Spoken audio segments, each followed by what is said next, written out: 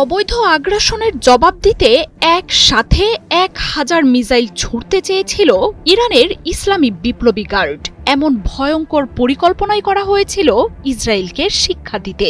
নেতানিয়াহুর দেশটি আদতে মাটির সাথে মিশে যেতে পারে সেই শঙ্কায় বেসামরিক নাগরিকদের ক্ষয়ক্ষতি এড়াতে একসাথে ছোড়া হয় শতাধিক মিসাইল। কয়েক দফাতেই ইসরায়েলের আকাশ প্রতিরক্ষা অকেজো করে শক্তির প্রদর্শনে নামে ইরানের বাহিনী। আইআরজিসির নিজস্ব প্রযুক্তিতে তৈরি ফাতাহ, সেজ্জিল আর খোররাম শহরের মতো চমক দেখে বিশ্ব। ইসরায়েল এবং আমেরিকার বিরুদ্ধে ইরানের লড়াইয়ের মূল ভাগে ছিল ইরানের ইসলামী বিপ্লবী গার্ড আইআরজিসির অ্যারোস্পেস বাহিনী। ইসরায়েলের আকাশ প্রতিরক্ষাকে গুঁড়িয়ে একের পর এক মিসাইল হামলা চালায় তারা। ইরানের সার্বভৌমত্ব এবং ইসলামী বিপ্লবকে জীবন দিয়ে হলেও রক্ষার শপথ নেওয়া এই বাহিনীর মূল নেতৃত্বের উপর ইসরায়েল প্রথম আঘাত হানে। নিহত হন বাহিনীটির প্রধান জেনারেল হোসেন সালামি এবং অ্যারোস্পেস প্রধান আমির আলী হাজিজাদে। সেই শোক কাটিয়ে কয়েক ঘণ্টার মধ্যেই নতুন নেতৃত্ব নিয়োগ দেন আয়াতুল্লাহ খামেনি। শোককে শক্তিতে পরিণত করে ইসরায়েলের উপর এরপরই সর্বশক্তি নিয়ে ঝাঁপিয়ে পড়ে আইআরজিসি। যুদ্ধবিরতির মাঝেই দখলদার শক্তির বিরুদ্ধে আরও কঠোর হুঁশিয়ারি দিয়েছেন আইআরজিসির নতুন প্রধান জেনারেল মোহাম্মদ পাকপুর।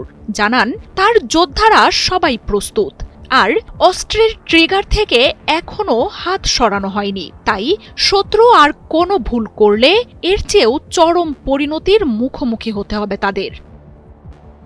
দুই চিরশত্রু ইরান ইসরায়েলের প্রথমবারের মতো মুখোমুখি যুদ্ধ আলোড়ন তোলে পুরো বিশ্বে।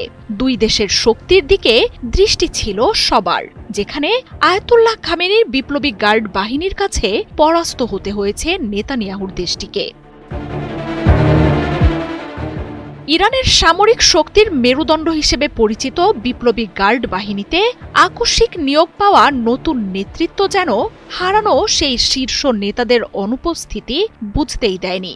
ইরানের এই পরাক্রমশালী বাহিনীটি ইসরায়েল ও এর মিত্রদের সবচেয়ে বড় আতঙ্ক।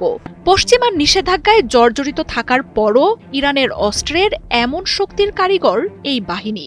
মিসাইল, ড্রোন, স্যাটেলাইট থেকে শুরু করে আইআরজিসির তত্ত্বাবধানে রয়েছে দেশটির পরমাণু শক্তিও। বিপ্লবী গার্ড বাহিনী যে ইসরায়েলের সবচেয়ে বড় টার্গেট সেই কথা মাথায় রেখেই প্রস্তুতি আর পরিকল্পনা সাজানো থাকে আয়াতুল্লাহ খামেনির। তাই শীর্ষ নেতারা শহীদ হলেও আগ্রাসনের বিরুদ্ধে অস্ত্র আর কৌশলে কোনো ব্যাঘাত ঘটে না, পিছু হটা তো দূর। আইআরজিসির প্রধান মোহাম্মদ পাকপুরের বজ্রকঠিন নেতৃত্বে ইসরায়েলকে যেন চেপে ধরেছিল ইরান।